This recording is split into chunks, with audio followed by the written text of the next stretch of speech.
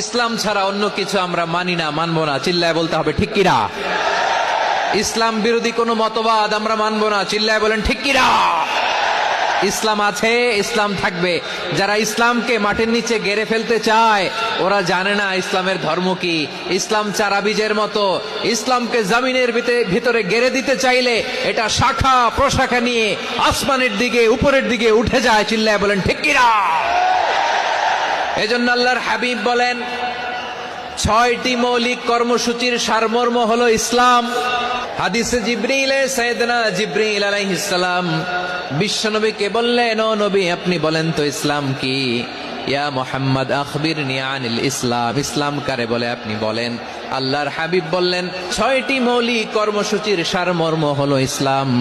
এক হলো তুমি সাক্ষী দিবা আল্লাহ ছাড়া কোনো ইলাহ নাই, মুহাম্মদ ছাড়া রাসূল নাই, তিনি আমাদের রাসূল। সালাত কায়েম